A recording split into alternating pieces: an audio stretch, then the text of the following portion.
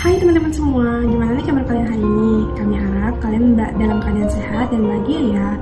Nah, di video kali ini kami ingin menyampaikan informasi nih teman-teman. Kami ingin menyampaikan informasi serta kami juga ingin berkampanye tentang kasus pelecehan seksual yang ada di Indonesia. Simak penjelasan video kami ya. Hai, kenalin, nama saya Sakinah dengan NIM 211301027. Di sini saya akan menjelaskan kepada kalian tentang definisi seksual. Jadi, pelecehan seksual adalah segala tindakan seksual yang tidak diinginkan, permintaan untuk melakukan perbuatan seksual, tindakan lisan ataupun fisik atau isyarat yang bersifat seksual, atau perilaku lain apapun bersifat seksual, yang membuat seseorang merasa tersinggung, dipermalukan, atau terintimidasi. Hai, kenalin, nama aku Tara Putri Nabila dengan NIM 211301108 dari Fakultas Psikologi. Jadi, kali ini aku bakalan nyampain ke kalian apa aja sih jenis-jenis dari pelecehan seksual. Jadi, secara luas, pelecehan seksual itu terbagi dalam 5 bentuk. Yang pertama ada pelecehan fisik. Jadi, pelecehan fisik ini termasuk sentuhan yang tidak diinginkan dan mengarah kepada perbuatan seksual, seperti mencium, menepuk, mencubit, melirik juga bisa, atau bahkan menatap dengan penuh nafsu.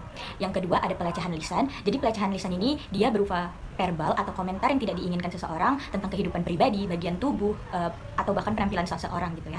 Lelucon dan komentar bernada seksual juga termasuk dalam pelecehan lisan ini, pelecehan verbal. Terus yang ketiga ada pelecehan isyarat. Jadi pelecehan isyarat ini dia berupa bahasa tubuh atau gerakan tubuh yang bernada seksual atau keringan yang dilakukan berulang-ulang, isyarat dengan jari atau bahkan gestur seperti menjilat bibir gitu. Terus yang keempat ada pelecehan tertulis dan gambar gitu. Jadi pelecehan tertulis dan gambar ini dia dapat berupa menampilkan bahan pornografi seperti gambar yang berbau seksual atau poster seksual, terus kemudian ada pelecehan lewat pesan singkat dan modal komunikasi elektronik lainnya. Terus yang kelima ada pelecehan psikologis atau emosional. Jadi pelecehan psikologis atau emosional ini dia berupa permintaan atau ajakan-ajakan yang secara terus-menerus dan mengganggu kita gitu, tapi kita tidak menginginkan ajakan-ajakan tersebut. Jadi ajakan kencan yang tidak diharapkan, penghinaan dan celaan yang bersifat seksual itu termasuk dalam pelecehan psikologis atau emosional.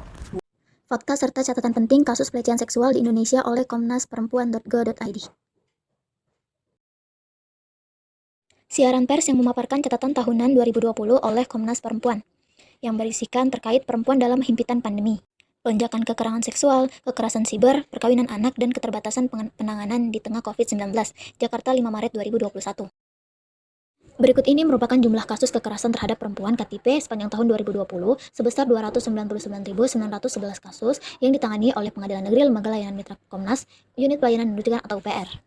Selanjutnya, penurunan signifikan kasus pencatatan dokumentasi pada tahun 2021 menjadi prioritas perhatian bersama dikarenakan kuesioner yang menurun dari tahun ke tahun. Berikut merupakan kasus-kasus pelecehan seksual di Indonesia yang tersebar di media sosial yang tidak sesuai dengan nilai-nilai Pancasila. Halo, perkenalkan saya Chelsea dengan NIM 211301007 dari Fakultas Psikologi. Di sini saya akan membawakan materi tentang contoh kasus pelecehan seksual. Nah, mari kita simak bersama ya teman. Salah satu kasus pelecehan seksual yang sedang ramai dibicarakan masyarakat belakangan ini adalah pelecehan seksual yang dialami oleh salah satu pegawai di KPI. Seperti yang dilansir dari website Tempo, pelecehan seksual dan perundungan yang diduga terjadi di Komisi Penyiaran Indonesia atau biasa disebut KPI, korban berinisial MS mengaku sudah mengalami hal tersebut sejak tahun 2011, yaitu sejak saat pertama kali dia bergabung di kantor KPI. Dia menjelaskan perundungan yang dialaminya itu dilakukan oleh para seniornya.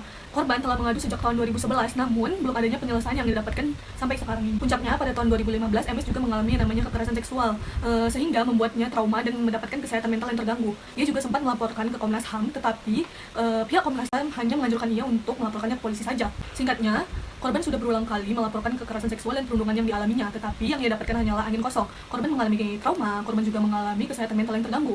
Korban berinisial MS ini bisa dibilang mendapatkan kejadian yang amat sangat cukup parah karena berlangsung bertahun-tahun lamanya, dan seperti yang saya bilang sebelumnya, korban tidak mendapatkan yang namanya penyelesaian.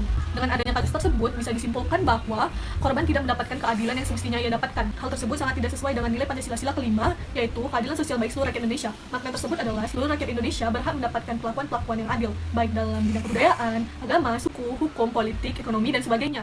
Halo semua, nama saya Daniela Sandi Putri dari Fakultas Psikologi dengan NIM 211301151 akan menjelaskan apa yang harus kita lakukan bila kita menjadi korban dari pelecehan seksual. Pertama, Anda tidak bersalah. Anda tidak bersalah atas kekerasan, pelecehan, maupun pemerkosaan yang Anda alami. Itu semua murni kesalahan dari pelaku. Dengan pemikiran tersebut, diharapkan Anda mempunyai kekuatan untuk menghadapi dan memilih keputusan yang tepat dalam menyelesaikan kasus pelecehan seksual yang Anda hadapi. Yang kedua, kumpulkan barang-barang bukti yang ada. Kumpulkan benda-benda, barang-barang, atau jejak digital yang dapat digunakan sebagai barang bukti. Bila Anda merupakan korban dari kasus pemerkosaan, baju yang Anda kenakan atau barang yang ditinggalkan oleh pelaku dapat digunakan sebagai bukti. Namun perlu diingat, Anda tidak boleh menyentuhnya langsung menggunakan tangan, tapi harus menggunakan perantara seperti kantong plastik maupun benda lain agar tidak menghilangkan sidik jari dari pelaku. Yang ketiga, ceritakan kepada orang-orang yang Anda percaya. Cari dukungan dari orang-orang terdekat seperti teman, keluarga, bahkan lembaga sosial yang dapat Anda percaya. Lalu ceritakan semua kejadian yang Anda alami. Dengan begitu, mereka dapat membantu Anda dalam proses peradilan bila Anda merasakan sakit ataupun trauma.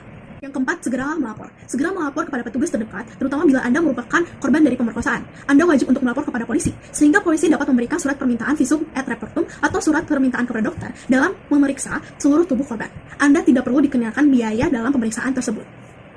Hai, kenalin nama aku Yohana Silalahi dengan NIM 211301193. Di sini aku mau jelasin sedikit kiat-kiat agar setiap kita bisa terhindar dari pelecehan seksual. Yang pertama, kita bisa menghindari menggunakan pakaian-pakaian yang minim dan juga ketat, karena kedua pakaian ini sangat mengundang hasrat bagi para lelaki. Yang kedua, kita harus tetap waspada. Agar setiap kita terhindar dari pelecehan seksual, kita harus waspada apalagi terhadap orang-orang yang baru saja kita temui. Yang ketiga, kita harus bersikap tegas. Karena dengan bersikap tegas, mungkin orang-orang akan semakin takut untuk bersikap yang semena-mena kepada kita, apalagi melakukan perilaku yang tidak senonoh kepada kita. Yang keempat, kita juga harus jaga pikiran kita, terutama bagi para lelaki. Karena mungkin ada saja perempuan yang menggunakan pakaian-pakaian yang minim dan juga ketat hanya untuk terlihat fashionable, bukan untuk memancing kalian. Yang kelima, kita harus menghindari tempat-tempat yang sepi. Karena tempat sepi sangat rentan bagi para pelaku pelecehan seksual untuk menjalankan aksinya. Saya juga mau memberitahu bahwa pelecehan seksual melanggar sila pertama dan juga sila kedua, yaitu melanggar norma agama dan juga melanggar hak para wanita. Menurut sila yang kelima, pelaku pelecehan seksual harus dihukum seberat-beratnya setara dengan apa yang dia lakukan. Sekian video dari kami kelompok 11 mengucapkan sangat amat teramat banyak terima kasih bagi setiap penonton yang sudah memberikan perhatian bagi video kami. Kami juga mengucapkan maaf, mungkin ada kata-kata kami yang salah dan menyakiti hati kalian. Sekali lagi terima kasih, maaf, dan sampai jumpa.